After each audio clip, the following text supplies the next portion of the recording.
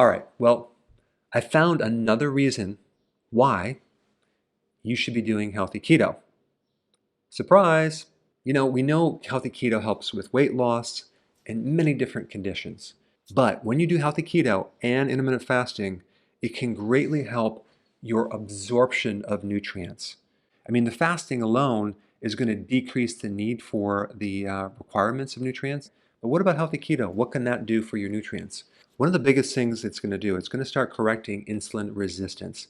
Whether you have diabetes, prediabetes or not, the majority of the population has insulin resistance. And that alone is going to block the absorption of many nutrients, okay?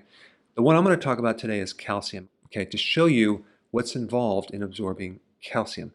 It goes way beyond just taking your one-a-day Centrum Silver that a lot of people are taking, or someone who's menopausal who's taking their calcium supplement, which is basically rocks. They're taking like 1.5 grams of calcium per day, thinking that's going to help them with their calcium requirements. So let's kind of go through the list just with calcium. Number one, when you fix insulin resistance, okay, you're going to instantly start helping yourself absorb calcium. All right, number two, when you start to do fasting and stop eating grains, whole grains, and refined carbohydrates, you're going to start to heal the inside of your colon, reducing inflammation. And all of that is going to increase your absorption because malabsorption in your gut is a huge barrier in absorbing many nutrients, zinc, and definitely calcium. Now, I've talked a lot about vitamin D in other videos, especially as it relates to calcium. Vitamin D helps a person absorb calcium by 20 times, okay? So in other words, if you're deficient in vitamin D because you're not eating the right foods or taking the right supplements or whatever, your calcium is going to be 20 times less concentrated in your blood. And calcium is very, very essential, not just in your bones and your muscles, but from the function of cell-to-cell communication. I've done a whole video on that. If you haven't seen that one, I put a link down below. It's pretty interesting. If you're on the wrong diet because you're not doing healthy keto, you're inevitably going to be consuming more phytates, especially in whole grains and other things like soy, and that's going to block calcium, zinc, iron, and other minerals.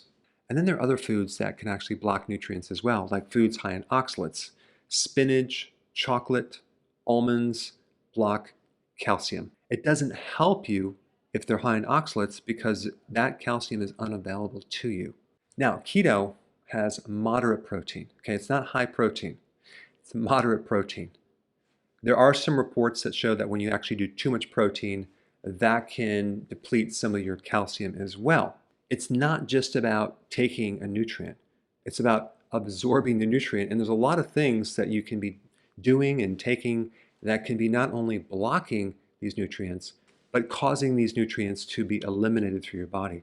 And then when you have hormonal imbalances, not just insulin being a problem, but also estrogen, that can influence calcium as well. And this is why, like women that go through menopause, that have an imbalance with estrogen, can be deficient in calcium. And it has nothing to do with taking calcium. It has to do with a hormonal imbalance that doesn't allow you to utilize calcium properly. And then we get to your stomach acid. If you don't have enough stomach acid, you're not going to absorb calcium too well. You're not going to absorb iron too well. You're not going to absorb magnesium too well. And so one of the cool things about healthy keto is it's going to naturally start clearing up conditions that can lead to low stomach acid, and also include as part of it sea salt, which is very necessary in building your stomach acid. And one more point, if you're not on healthy keto and you're doing a lot of refined carbohydrates, those refined carbohydrates are going to greatly increase the demand for many nutrients like vitamin B1, calcium. In fact, in the presence of glucose, your body will not be able to absorb vitamin C. It's going to absorb the glucose instead. Why? Because the chemistry in glucose and vitamin C are very, very similar. And so again, it's not just about taking nutrients, it's about getting them in your body and being absorbed.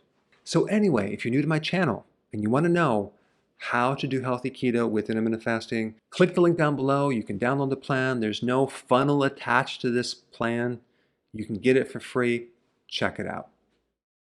Hey, before you go, if you're benefiting from any of my content, I would love to hear about your success story.